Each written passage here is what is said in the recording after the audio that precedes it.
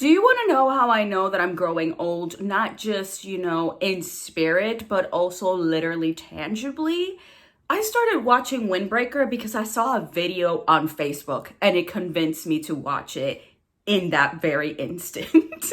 I wish I was exaggerating, but sadly, this is my truth and I will tell you about it. But first, hi, welcome. I'm Natalie. I talk anime, manga, and bookish things here. And today we're doing a little combination of anime and manga things because I'm currently the proud owner of every single manga volume that is available in the US in English.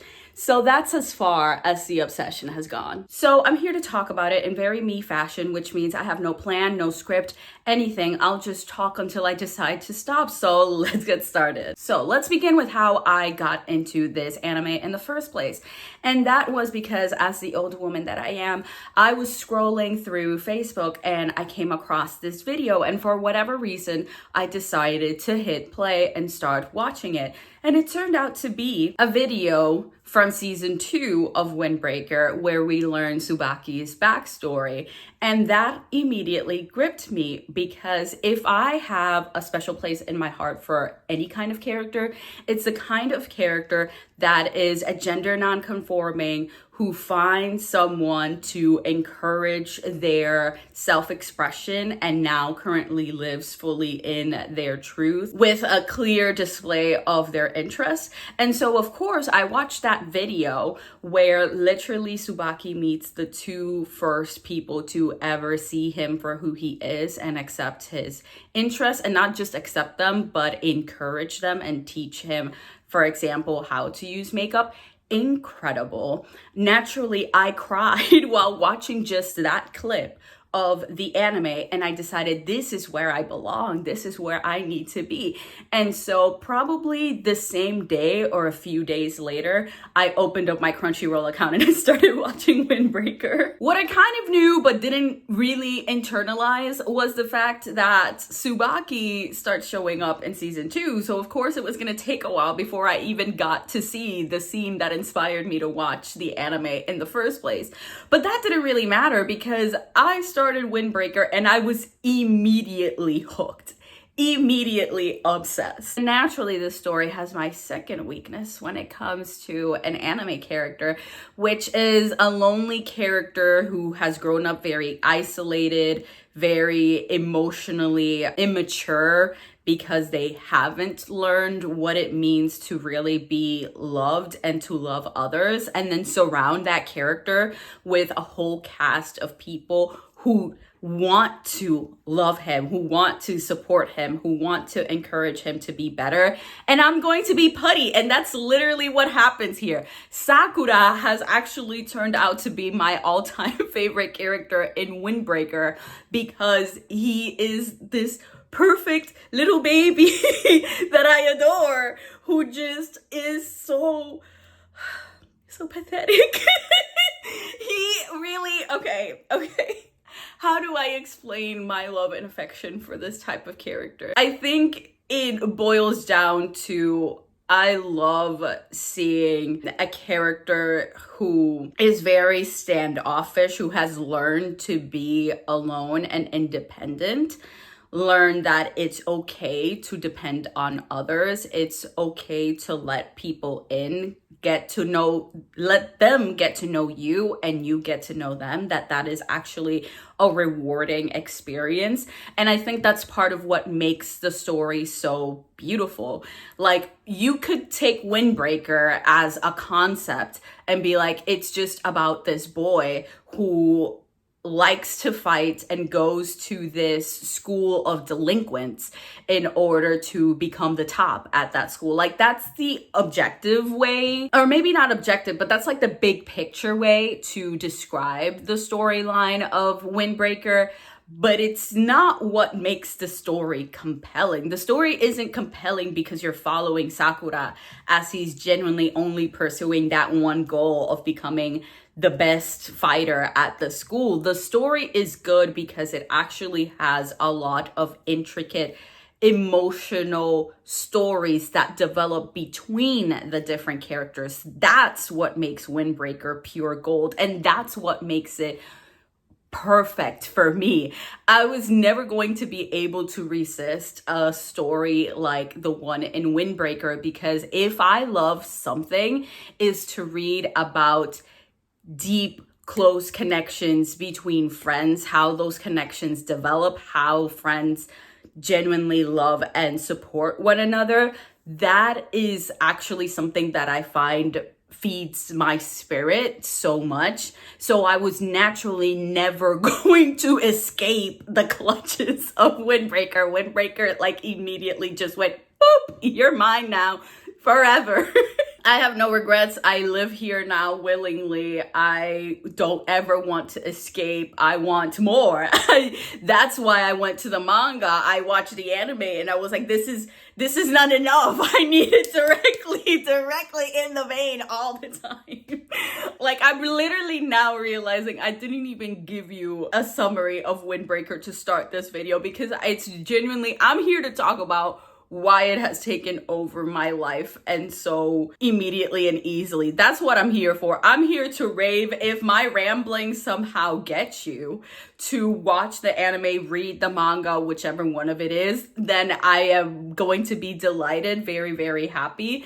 But I'm here just to show evidence of how much this story has taken over my life, because literally I've already made 2 videos of the other 2 anime/manga that took over my life this year, and I kept putting off making a video about Windbreaker. And my friend was like, you cannot end the year without making a video about Windbreaker, because you talk about Windbreaker all the time to me. And I'm like, it's true.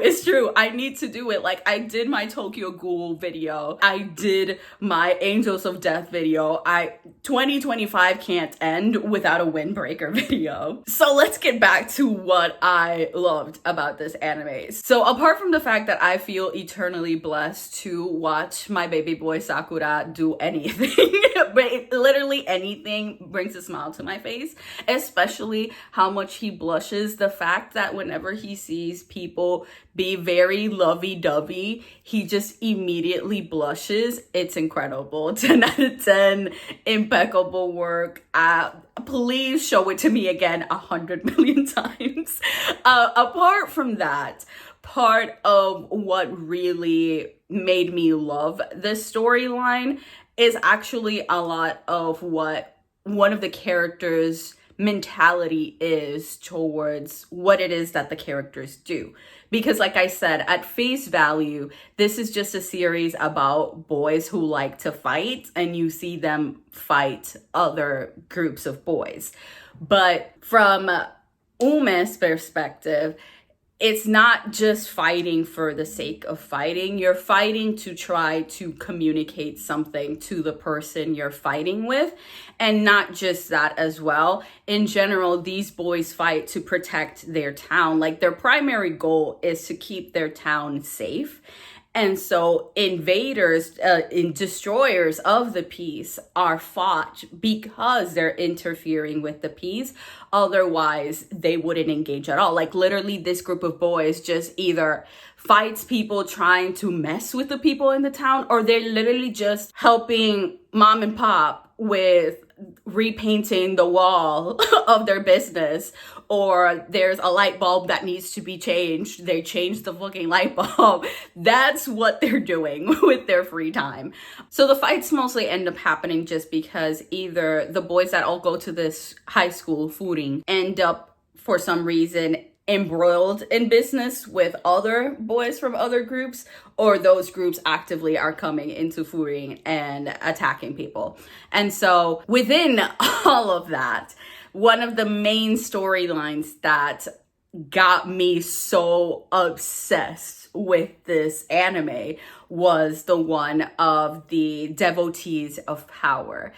That's the primary conflict, I would say, in the first season of the anime, is with the devotees of power. And to me, that whole arc still hasn't been topped. Like, that hasn't been topped because, once again, what did I say I'm a sucker for? Friendship. And it's not just friendship in its beginning stages, like building up very positive bonds. I'm also a huge fan of seeing a friendship that is on the verge of collapse, that is fractured and just has a tenuous grip, but the characters can't quite let go of each other, even though maybe they should. I love that, and that's exactly what we get with the Devotees of Power. We have, at the heart of that storyline, we have Choji and we have Joe, and the two of them have been in the same group for a few years now. And in the beginning, they were both having so much fun. Like, they were just there to have fun fighting. They did actually genuinely see the act of fighting as something that is fun. And Choji in particular, though, suddenly became more and more obsessed with becoming the top of the Devotees of Power, of becoming the strongest, because he became obsessed with this notion that to be the strongest meant that you were the most free. And he wanted to be the most free. But what he found at the end of that pursuit was nothing, was the fact that he was alone at the top and he wasn't having fun anymore. And no one around him seemed to be having fun anymore. And so it's really about Choji falling into like a deep, deep depression where he's just in this void. He doesn't feel anything. He doesn't really engage with the world around him. And he starts turning this inner frustration into an outward expression of like, no one in my group can be weak. If they are beaten at any point, they should be humiliated and eliminated from the Devotees of Power, because we're here only because we're the strongest and we're genuinely committed to being the strongest. And Joe sees this happening, and instead of trying to be like, hey, something is wrong, we need to fix this, he's like, okay, you are not gonna do the dirty work, like getting rid of the boys you no longer want in the group, the humiliation, any of that. You're not gonna do that. I need you to stay being the golden son of our group, the bright leadership, this figure that we all look up to. I'm going to be the bad guy. And so he becomes the brute force behind Choji's vision for the Devotees of Power.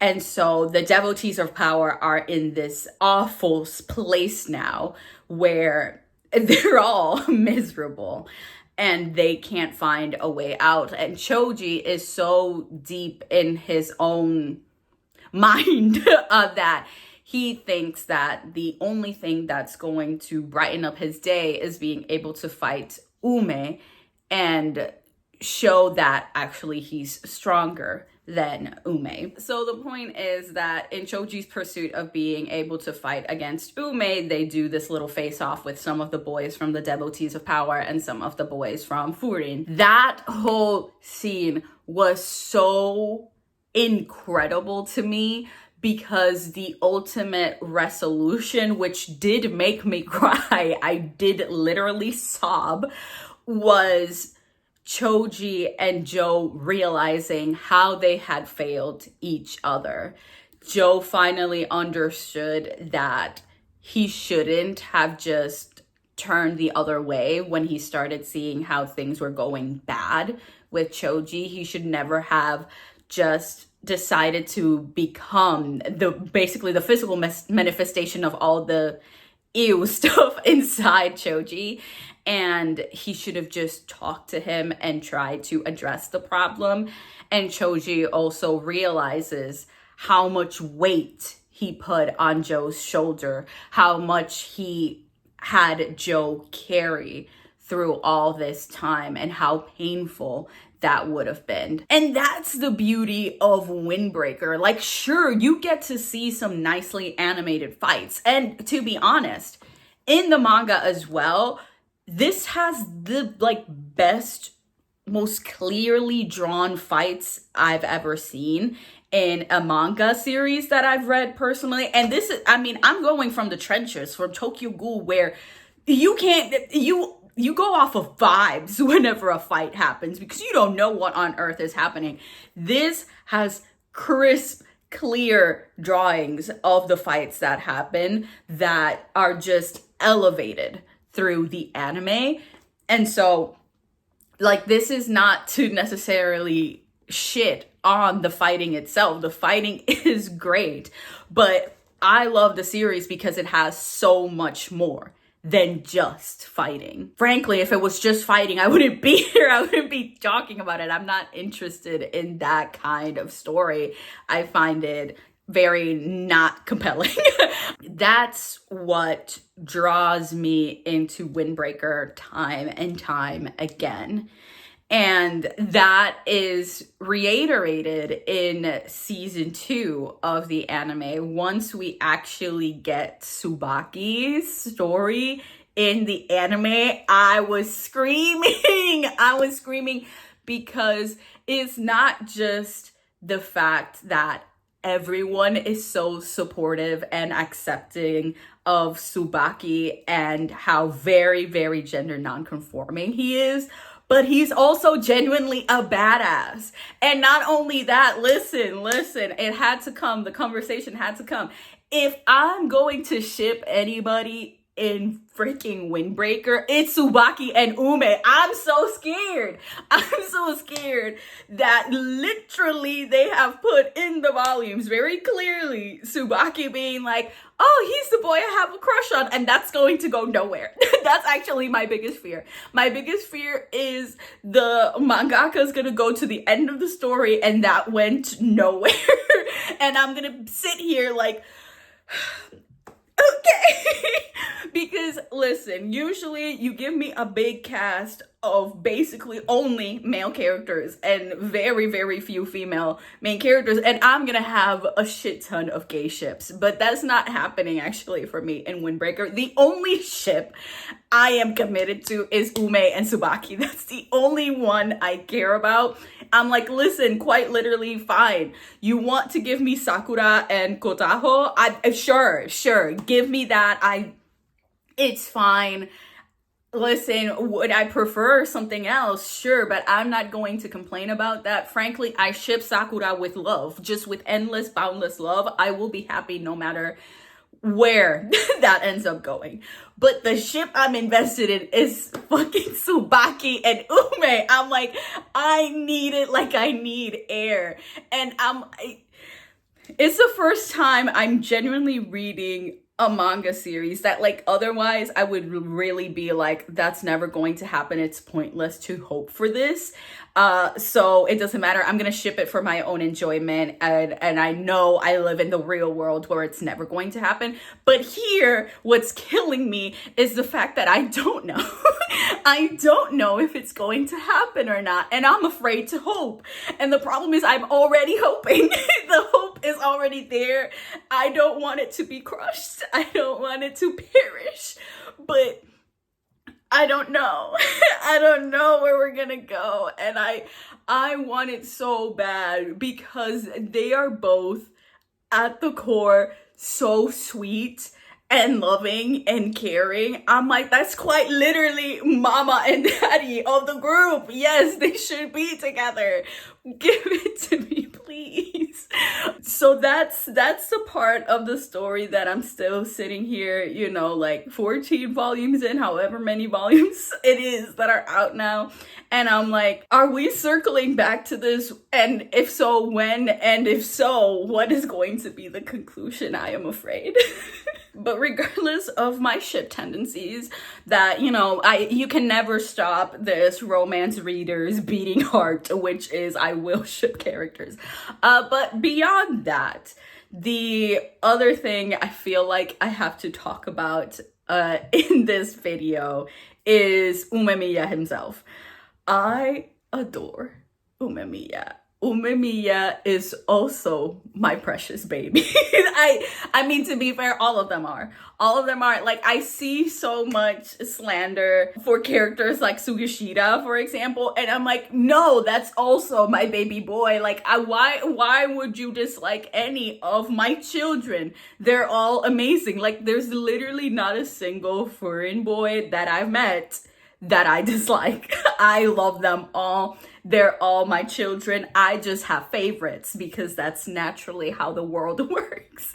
But let's focus. Let's focus back on Umemiya. So Ume is, he has my heart in so many ways. Like, Sakura's my number one. That's not changing. That's not changing at all. But Ume really has a special place in my heart because when you learn his backstory, it makes everything both that much more satisfying, but also that much more heartbreaking because Umemiya just has so much kindness and love in his heart that he just wants to share. And that literally, okay. Let me compose myself. The thing with Ume is that he basically wasn't given much of a choice except for either learn to find community and love and happiness in others, or just live the rest of your life alone. And ultimately, he chose to follow in the teachings of his parents, which was you share with others, you eat with others, you are in community with others, because doing so pours into your heart and your soul and improves the quality of your life, and not doing so deteriorates the quality of your life. And so Ume has quite literally become the leader of Furin in order to pursue this goal in a broader scale of bringing these different boys from different life experiences that might have otherwise just kept fighting each other, even within Furin. Before he came, there was a lot of infighting within Furin, and he came in with the purpose of like, no, we need to unify, we need to come together as a school, and then we need to come together as a community and just love and care for each other, because we're all happier when we are committed to taking care of one another and eating together as a family. And how is one supposed to resist the beauty of that? Like, I'm but a weak mortal. I must surrender to the loveliness of that. And so that's why Ume is like such a special character for me. I came into the story already knowing, well, once I started getting to know the characters, I came into the story and I was like, okay, Ume, I'm probably really going to like Ume, because I also like this contradiction of Furin is seen, especially by outsiders, as this school full of delinquents and very scary children. And then you meet Ume, the leader of the school, and he's literally the most gentle and caring soul you've ever met. I mean, it doesn't mean he can't throw down. He can throw down. He will fight someone, but at his core, what Ume wants is just community, and he just wants to be in the rooftop garden of his school growing his little vegetables, which then he can use to make food for the Furin boys. That's actually Ume's happy place. So I was never going to be able to resist a character like that. Like, it's just perfect. It's exactly the kind of satisfying thing you want. Like, sure, it's satisfying when the leader of something perceived as scary is also like probably like even scarier than you would have thought, but it's even better when it's actually like, no, he's a delight. He's an angel. I'm obsessed with that. Utterly obsessed with it. So yeah, I'm now thoroughly obsessed with Windbreaker. I think about it all the time. Like, quite literally all the time. I'm now desperately waiting for more volumes to be officially translated so that I can read them. I'm every month now, at least. They've been so behind on printing and publishing the official translations into English in the US that I'm like, now it's reached a point that a few months ago and until several months into 2026, there's going to be one volume coming out each month. And I'm like, it should be more. It should be more, but I'm at least going to be grateful that I'm still at the stage with this series where there is consistently volumes coming out versus other series that I'm currently obsessed with. Hanako, that I have to wait months to get crumbs. So, I'm not gonna really complain about that, but part of how, frankly, I feel like I need to round out this review with why it was that I decided to go from the anime to the manga as well. Because I'm usually very much, I'm either going to watch the anime or I'm going to read the manga. I do not do both. I'm usually not interested or compelled enough by a story to do both. And Windbreaker is the exception to that.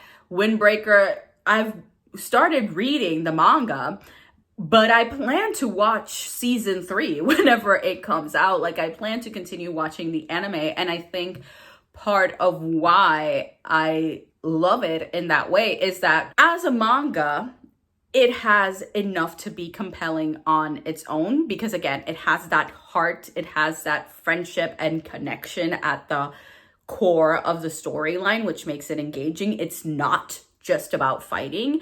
And so reading it is interesting. And the anime just heightens everything because, of course, as a manga, there's only so much the mangaka can do when it comes to drawing the fight scenes. Naturally, they're going to look a lot cooler in the anime. And so the anime just brings it that step up visually. So it's still engaging because it's like, oh, how are they going to animate these fight scenes? How are they going to make it even better than what it looked like in the manga? And that particular thing has never happened to me. I've always found that most stories, I either find them more enjoyable as a manga or I find them more enjoyable as an anime. And most of the time, if I find it more enjoyable as an anime, it's because it's a lot more action focused. Jujutsu Kaisen. And so I find myself getting bored reading the manga versus in the anime, it has to be a lot faster and snappier and visually a lot more attention grabbing. And so I enjoy it more that way. But Windbreaker is truly breaking everything for me, breaking it wide open. I'm like, I enjoy Windbreaker in literally any shape or form. I adore it. So yeah, I feel like if anyone who loves Windbreaker finds this video and decides to watch it and has made it this far, probably would like me to talk more about other characters. Just know I love Nire, I love Suo, those are my baby sons. I love that core trio that we have in the story. It's just like, I don't have a lot to say about them. Like, literally all my thoughts are Nire, my sweet baby child, my angel, and Suo, the icon that you are such a slave. That's literally what my thoughts boil down to when it comes to especially those two characters. I love a lot of the boys, but the ones I always feel more compelled to talk about are Sakura, Tsubaki, and Ume. Which frankly, I don't even feel like I talked enough about Sakura. I feel like I truly neglected my baby boy. But the thing with Sakura is like, with Ume, I just want to weep. It's so beautiful. Everything about his storyline is so beautiful. I want to weep. Sakura, I just want to screech. Like, I don't even have words because I just want to scream from the rooftop. That's literally just what runs on a loop in my mind. I find everything that he does delightful. I adore watching him grow and develop as a person, seeing him learn from others, listen to others, take in the feedback that his friends give him is so rewarding as a watcher and as a reader, because you can genuinely see him become stronger through allowing himself to become close to others. That listen, I can't really go into it because if I go into it, I will also cry. So it's just Sakura is very, very special to me. I know he can be a lot silly. He wasn't just literally designed to look like a cat, he's also very cat-like in his behavior. And so, of course, that can be very fun. But I genuinely love him from a more serious point, I guess. Like, of course, I find him adorable and sweet and all of that. But my love for him is that, as I said in the beginning, I love following a character who has to learn to open up to others. And that, I think, is always such an amazing thing to see. So that's it for this video. Before I become too emotional, I hope that you enjoyed it, and please, please, please watch Windbreaker. I highly, highly encourage it. It's truly an amazing series. Whatever route you choose to take, anime, manga, doesn't matter. Both are equally amazing. And if you are a Windbreaker fan, please screech in the comments. Please screech in the comments. Also, I know I don't have too many thoughts about Endo and Chico right now because as I said, I read the officially translated physical copies of the English version of Windbreaker, so there's nothing for me to say about Endo or Chica because they're barely showing up now in the storyline. So if I ever make another video about Windbreaker, probably I will talk about those divas, but not in this one. Anyway, thanks so much for watching. I'll see you next time.